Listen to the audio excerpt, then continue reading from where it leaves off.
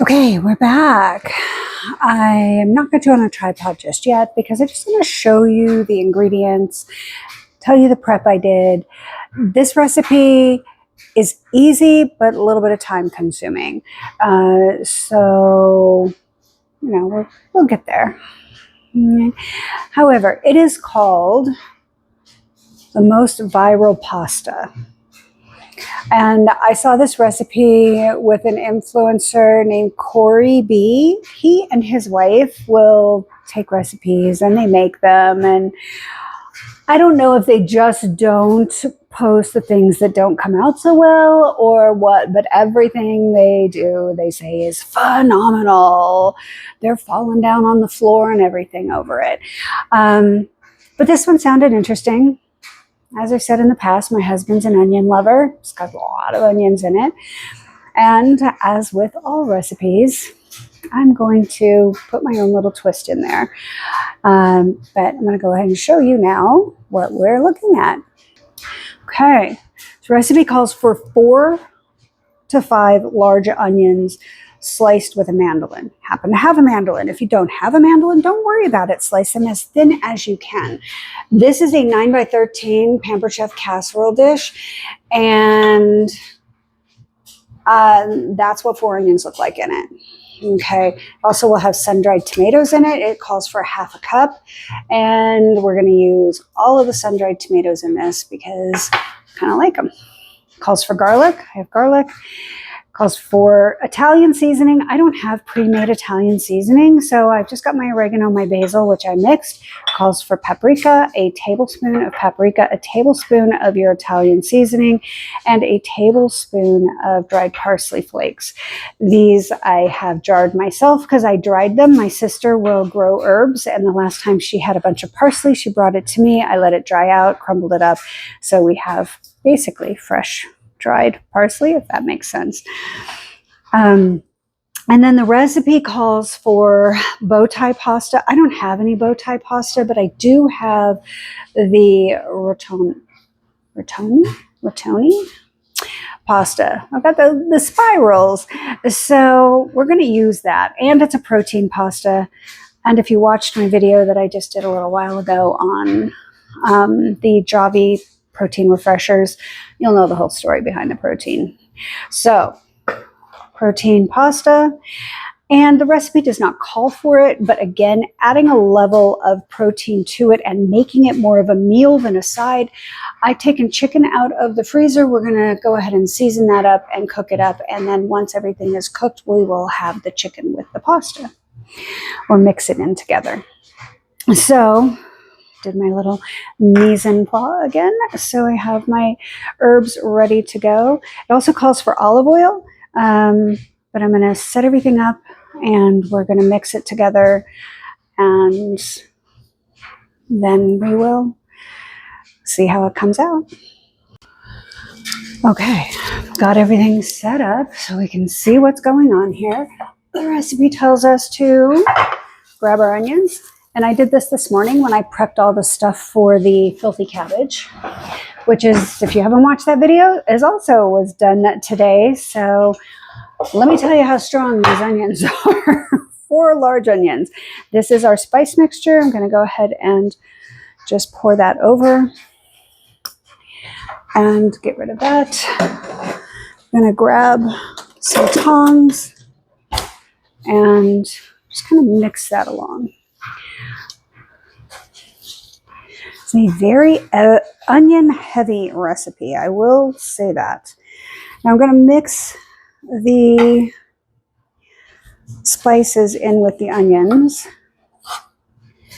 And interestingly enough, when I was doing all of these onions today, my eyes did not water. My nose ran a little bit, but my eyes did not water.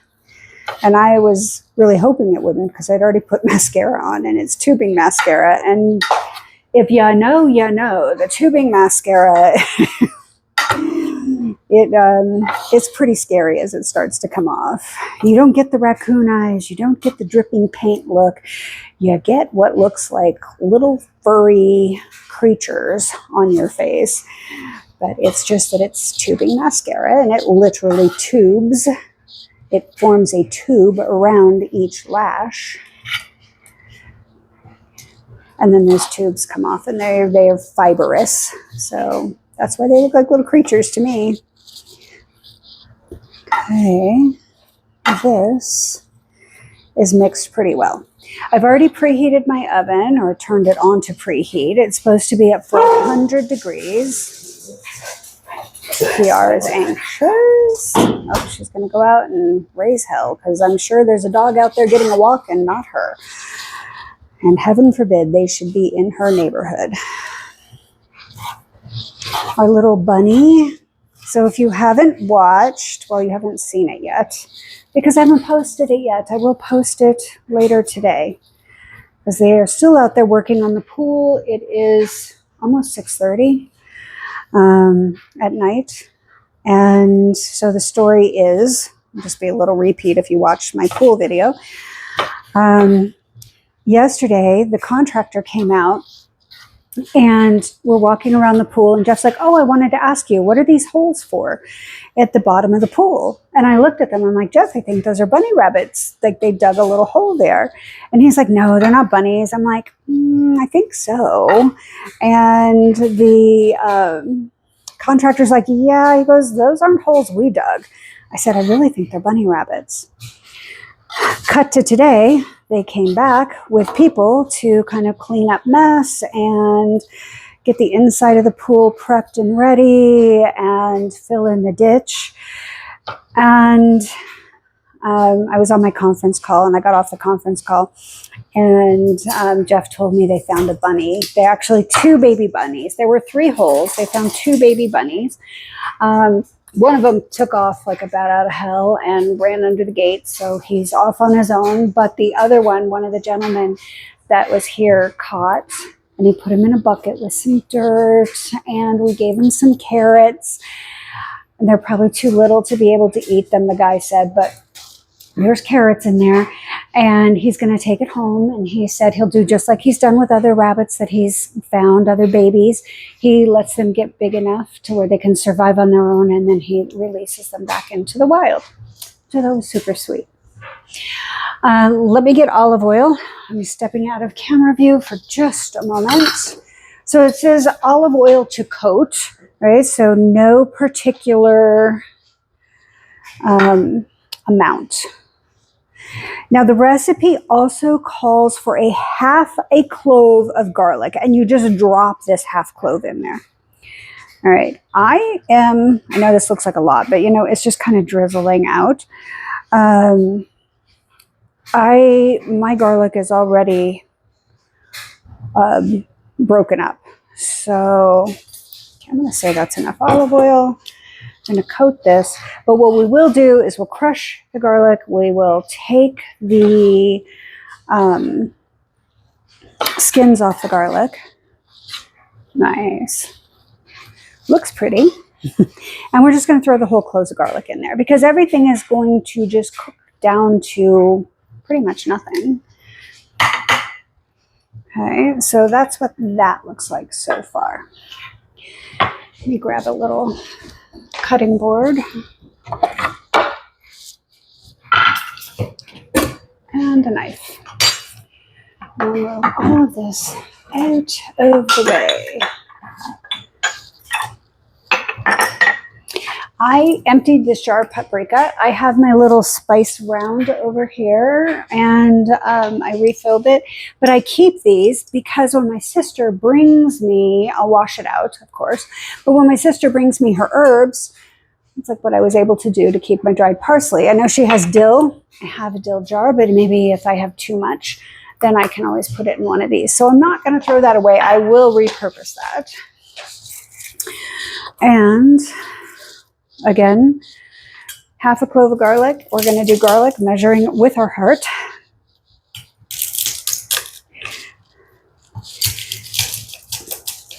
So just giving them a good smash so we can get the skins. They come right off when you do that. See? Perfect. Throw it in there. Oh, my oven just came up to temperature, which is good. And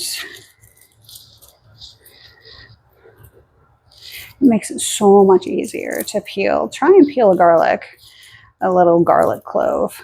Right pain in the arse, but when you smash it like that, skin's peeled right off.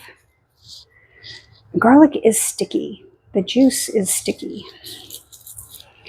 This one did not smash so well, so we'll give that another little crush. I think we'll see if we've got some bigger pieces in here. If you watch the other video, you know it's my husband's favorite cologne. So we don't shy away from garlic in this house. And if you watch the other video, let me just show you this. Totally unrelated to this recipe, but you saw the big wok of the filthy cabbage? This is all that's left. He has eaten, single-handedly eaten all but what's in this container. He loves it that much. Not saying that you will, but your family might. And you can't get much easier than that recipe, I should say. So definitely give it a try. And yeah, we're going to do these, and maybe if I can get 2 more good sized pieces out of there, 2 more.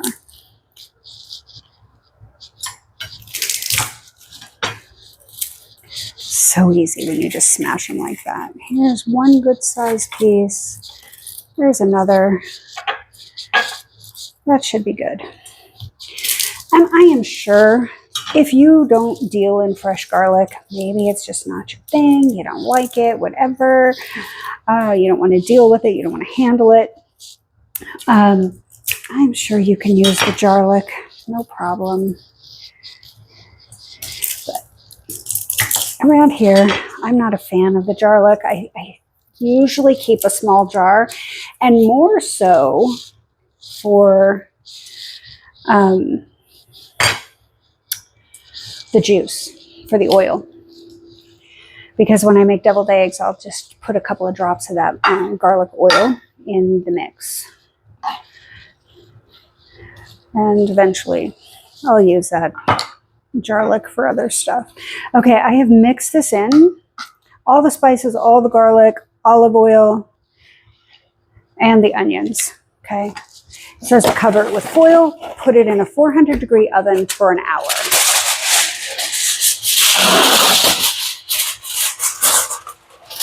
The never-ending roll of Costco foil. I started this roll February 6th, 2026. I've taken to dating them just to see how long it takes me to get through them. And of course, that just depends on how much cooking I'm doing. All right, we're popping this in the oven. 400-degree oven. I'll leave it there for an hour. I will set the timer. Okay, girl, thank you. Heaven forbid the neighbors come home at the end of their workday and go into their own garage. Yes, that's what she was barking about. Okay, so that is that. Now, the instructions say about 10 minutes, when there's about 10 minutes left on the onion mixture, to put the pasta up. It takes forever for water to boil here in Arizona because of the altitude. And I have the chicken that I want to do. So I'm going to do those now, and then we're going to come back. Oh, I forgot to put this. Goodness gracious, we forgot to put that in there. Hold on, guys.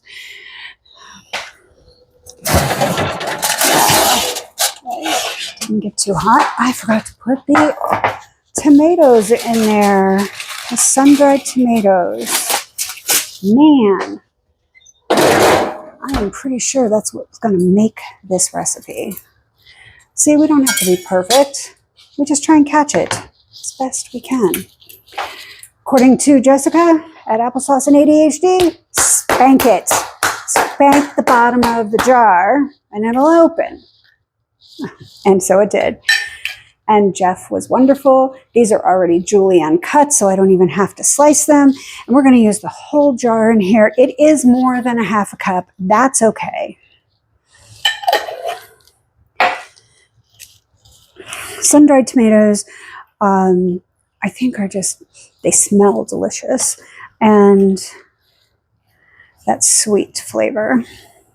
So we put the tomatoes, the oil, and all in here. Okay, we're going to cover it back up. We're going to pop it back in the oven. This already smells good, and it's not even cooking. Oh my goodness. And I bet if you had some fresh tomatoes that you need to get rid of from your refrigerator, you know, sometimes we buy cherry tomatoes and we don't use them all in the salad or whatever we're thinking we want them for, and they're going to start to go bad. You could throw them in this as well. You don't have to limit it to just this. I'm not a tomato lover. I like cooked tomatoes, not fresh. So we don't have tomatoes that often in the house. And Jeff likes tomatoes, but he goes through these ebbs and flows. Like he's got this, let me put this in the oven. But he will, okay, there we go. All right, I'm really glad that I took a look at that. Anyway, he goes through his ebbs and flows. He's got these little, you know, I've got a taste for tomatoes. And then we go through tomatoes for a little bit and then no more tomatoes. Right now he's in a, he doesn't need any fresh tomatoes, doesn't want them, he doesn't have a taste for them. So it's all good. And that is that. We're going to use the lemon juice later. The garlic we're done with. Our parsley flakes we're done with.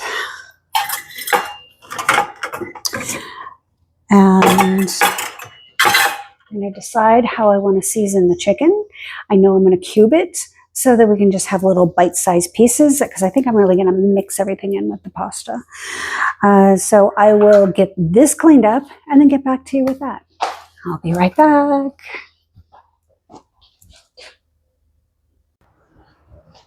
All right, we're back. We're back.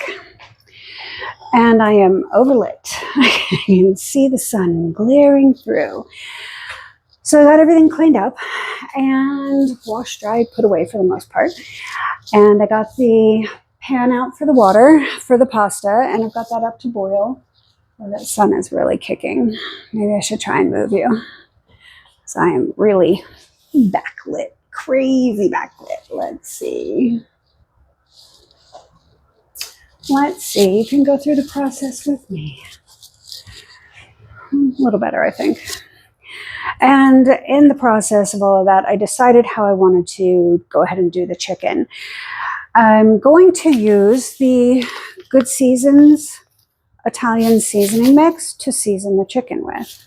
So I'm going to go ahead and cube up the chicken, put a little bit of olive oil in it, I'm going to sprinkle the seasoning on it, and then we're going to pop it in the pan, and we're going to go ahead and just kind of get that all cooked up so that when our pasta mixture is ready, then we'll be good. And I could leave these whole and just do them that way, but it's so much easier to eat when everything's already cut up, right? You don't have to be a child to appreciate that, or have children and do it for your kids. We can, you know, still, it's one less dish, or I don't have to go wash another knife. And Jeff helps out some, but not much. You know, he does what he can, and, you know, around the house. But for the most part, that falls on me.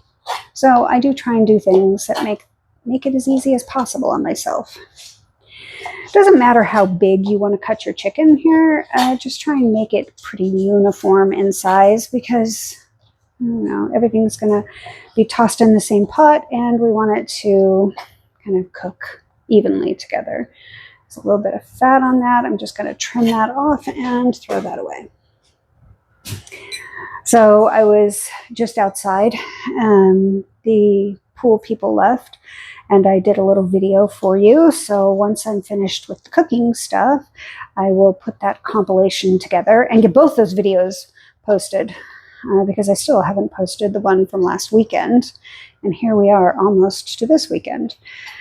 And as much bitching as I may do about the pool people, I want to give them their credit where credit is due. And they were here and they were, you know, turning and burning today. So that's good. And I'm just, like I said, just cutting off the bits of fat. That's what I'm doing here. This chicken breast. So that will give us good protein, keep the fats down. Just trying to keep it somewhat healthy. And hopefully, I mean, it smells really good, so I'm hoping it tastes really good. And we will, of course, try it as is recommended, which is just having the pasta. But I'm throwing the chicken in there because we're having another meal that I don't have to cook tomorrow. And quite possibly on Saturday. So let's just get that little bit. Okay. I have nothing to throw in there. I don't know why I did that. Oh, good. It's still in frame. Perfect. I am a clean as you go kind of person. So even, you know, and some people may watch this and be like, well, that's fine. You don't have children. Well, even when I had my son, I made sure that it was a clean as you go. That's how I taught him. And that's how I taught the grandkids when we got in the kitchen together too. Now, whether they choose to stick with that or not, I cannot say. Their mother, Miss Erica, will have to tell me if they are still clean as they go kids or if they are making a mess and leaving a mess behind. And then she's having to clean it up. So Erica, if you're watching this, let me know. Julia, Robert, if you're watching this, let me know. How are you handling, Robert, the kitchen in your own place? Because he is living on his own now. All right. I'm going to go ahead and just drizzle some olive oil on this. Not much. We don't need much. Put that away. Grab our tongs. And we'll open the seasoning packet. And just dump that in there.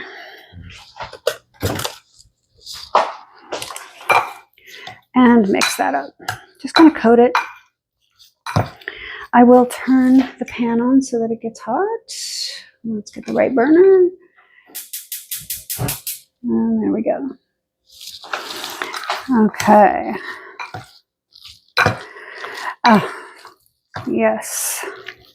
Smells good. Looks good.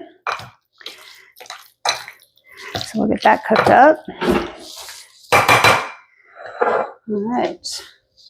Let that pan get cooked up. Heated up, rather. And then let's wipe down the counter. Anytime I'm working with the meats, the raw meats, I'm going to go ahead and just, I like to play it extra safe. I will go ahead and get my Clorox wipes and clean that up. So yes, I wiped it down with the wet rag, but let's go ahead and just make sure that everything else is good and clean. If you watched the first video, this counter was pretty much full of food prep stuff. And now we're just down to pasta and lemon juice. And the lemon juice we're going to squeeze in to the onion mixture once it is all cooked down. Okay. These off. Pop those over there. Let's put this away. Okay. That is that. All right, my pan is hot, so we're going to go ahead and toss this in there. Yeah, you can hear that sizzling happening. I'm going to leave that to just spread that out. And I'm not going to fuss with it. I'm just kind of pushing them down so that they're flat in the pan. I'm going to leave it like that. Let them get just a little bit of a crust on them. They're not going to be crispy by any means. I'm not frying them, but I want them to get some good color. I'm going to wash up our chicken dish here. And I know we talked about it before. Yes, I have a dishwasher, a brand new dishwasher. Works perfectly fine. I do most of my dishes by hand because it's just bits and bobs. It's ones and twos. When I entertain, then I'm definitely using that more often. I'm going to move you to the other side of the stove so that you can get that view instead of my backside view. Okay, we're back. I just got to walk around the corner. You know, I really had the intention of starting a YouTube channel when I moved here, which is a big reason why I wanted this wall gone. Because I know we need to be able to see things both ways. So my chicken is starting to get, you can see it kind of white halfway up. So I'm going to go ahead and just give them a little stir around here.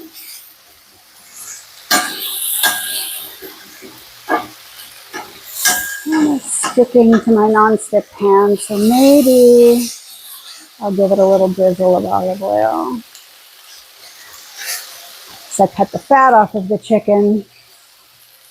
We're not going to have that fat melting into the pan.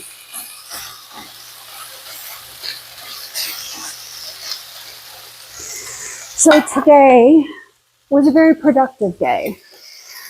I was at my sister's, so got up, took care of the dogs, came home, took care of PR, walked her, and then went to the studio for my classes. And I was able early because I was up so early and back home so early. I was able to do all the prep work for the meals, for both meals, really. I was able to do all that prep work. In between, I was able to make the one dinner, right, the filthy cabbage, and then set up and take care of everything for this. I had a conference call. I had a crap ton of email that I went through. I had students that I'm dealing with their schedules and wanting to, precept and trying to work it out to make sure we can meet the needs of the course that they're taking and needing the precept for. And then trying to see, oh gosh, can we squeeze somebody in because their preceptor canceled on them at the last minute and now they're in a bind, and trying to figure out how many students I have from each school, and are they going to accept it? I can say yes to every student that comes along, and my preceptors can be happy with that, but the schools have their own limitations. So, all right, so we've got some font going on down here. And, I started thinking about that in the other video. Yes, you're getting the refrigerator door while I grab some chicken broth. I don't know where my stock is, and that doesn't matter. I can use my backup here.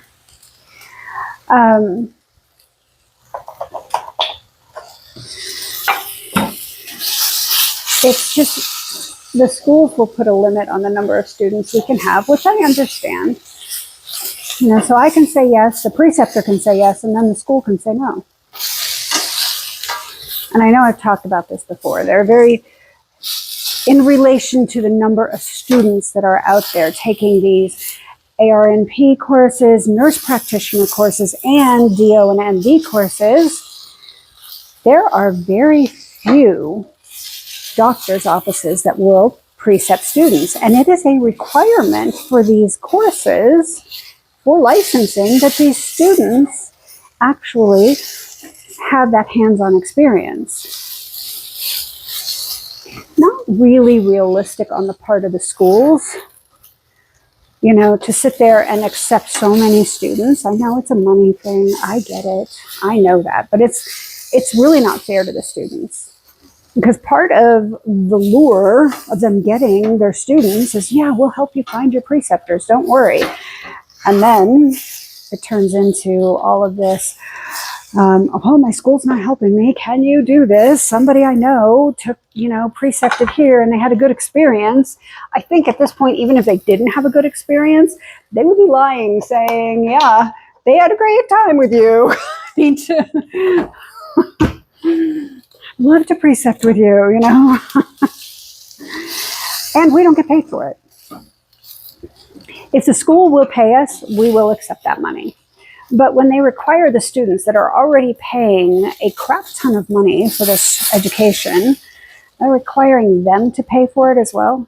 Let me tell you, if we got paid for every student that came through there, we could probably all have pay raises, good, healthy pay raises too. But we want to help these students out. And our nurse practitioners went through this themselves, so they are very empathetic to this. And I will say for the most part, students are really good to their preceptors too. They gift them very nicely, at the end of their rotation. So, and I don't think that the preceptors at this point need or want any of the goodies that they're getting, but they're happy for it. Sometimes the students will just buy a lunch for the office, which is also very nice. I think every once in a while, I will get a gift from a student. I had one student recently send me a gift certificate for Sephora for $50. That was really nice. I think and I've had a blanket or this, that, or the other thing, little things. But I had one student, and it was crazy. And it's how I got this piece. I did not buy it by any means. Our chicken is done. But I had one student give me a Louis Vuitton zippy wallet. I was like, I went to Jody, my nurse practitioner. I'm like, Jody? She's like, I know, Rose. I said, this is too much. I can't. She goes, she has it. She wants to do it. She's very grateful. I was like, are you sure this is okay? It's okay. It's like, okay. So that's how I got my Louis Vuitton wallet. And I don't ask for or expect anything. I really try and help everybody out as much as I can. All right, our chicken is done. Our onions still have another 30 minutes. Our water, okay, been up for at least 15 minutes, still not come to a boil. Welcome to boiling water in high altitude. So for now, we're going to say this is it. As things come out of the oven, I will make sure that I get back with you so that you can kind of get the whole idea and the feel, and we'll taste it together. So we'll be back.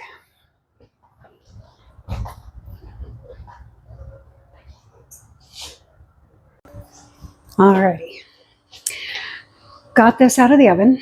It was bubbling hot. That's what it looks like. Just kind of oven caramelized onion, the garlic mashed right up. I didn't want the onions as long and stringy. I thought that they would kind of mash a little bit. So I did take my Pampered Chef cut and chop, or chop and stir. That's what it's called. Just to see if I couldn't break that onion up a little bit more. Now, it says to put the juice of, I don't remember if it was a half a lemon or a whole lemon in there. I don't have any fresh lemon. I forgot to put it on the list for Jeff to pick up for me, but we do have lemon juice, so we're going to use that. I'm going to give it a good squeeze here.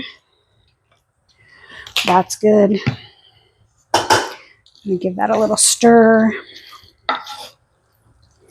And yeah, I'm getting tired.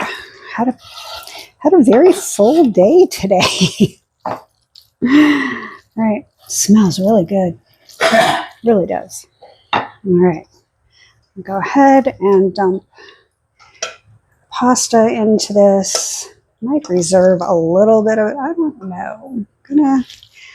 Let's do this and see what that looks like. Because I used the whole box, plus I had a little bit in a jar. So let's just get this all mixed in. And the chicken came out nice. It tastes very good, actually. So I have that. And I wanted to do this as the recipe called for, but I think to do it, if I do it again, if it's good enough to do again, I will chunk up the chicken and do the Italian seasoning dressing mix in with the onions and the roasted or the sun-dried tomatoes and all of that. I will do it that way. Now, one thing that the recipe did say that I did not do, I have a bad habit of that, they said to reserve a little bit of the pasta water. I forgot. So, kind of forgot after the fact. There's a tiny bit left in the pot from the drain. I'm going to go ahead and do that. But if I need to, I'm going to go ahead and just use some chicken stock in this. That'll be fine. This pan is hot. I need to make sure I don't touch it because it did just come out of the oven. And the stoneware will stay good and hot for a long while. I know that I have mentioned Pampered Chef several times. Please know that this is not a sponsored video. It is just, as I've said in other videos, a product that I do believe in, and I have quite a bit of it.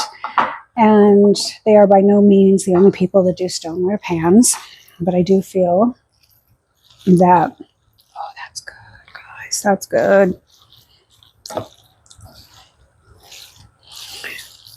I do feel like if you're going to spend money, you might as well get something that's going to last you forever. And I know their stuff is good and it's going to last a good long time. Okay, I think, I don't know, could put a little more pasta in there. I'm definitely going to add some chicken stock.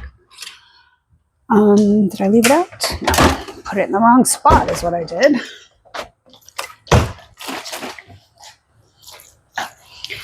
I think I'm going to add a little more pasta to this. Not a lot. I'll just keep that and have that with some butter and Parmesan another day.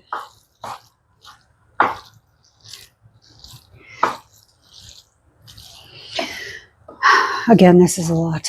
It's a lot of food. Okay. And I did get some Romano cheese here that, again, does not call for it in the recipe, but it's Italian. You got to put a little something on it, cheese-wise. Come on.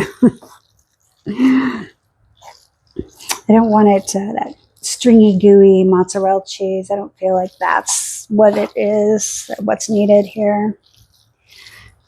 All right, we're going to take a taste of this as is, and then we're going to take a taste of it.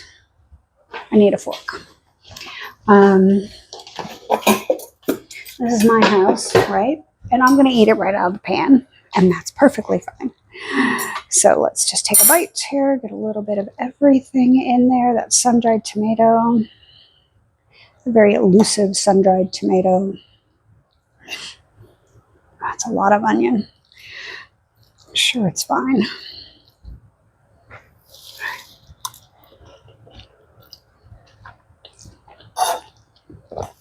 Oh, really good. Okay, guys.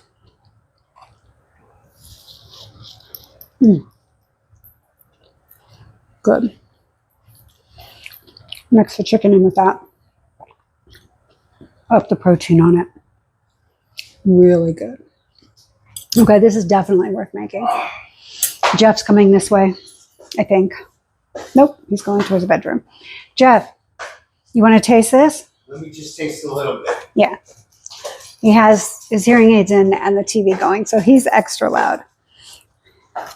But he's eaten so much of the other stuff. He's so full. Yeah, me too. You know, I said, you ate so much of the other stuff. You're so full. Very good. All right. I got his seal of approval. It has my seal of approval. It is really good. This will be what I have for dinner tonight because I haven't eaten anything yet, and I don't really want the other stuff. And he's loving it so much, I'll just leave it all for him to eat. All right, so I had a double meal today. I had a busy day. I did a full day with the doctor's office, and I had that conference call, and I've made 2 meals. I also did a pool video. I'm editing the pool video from last weekend, and I did 2 haul videos, which I will get up. So you're going to have an awful lot to watch. It's all going to hit at once. And just watch it when you can. But please, like, comment, share, subscribe. Do all the things. Help us grow. I hope that you try this. It is really good. I will, just as I did with the filthy cabbage recipe, I will go ahead and put this recipe in that description box so that you can see that and give it a try as well. So I hope that you have an amazing afternoon, evening, morning, or whatever it is, wherever you're at. And I will be talking to you tomorrow morning because we're going to have to walk and chat with PR again. So you have a great day, and I will see you soon. Thank you so much for watching.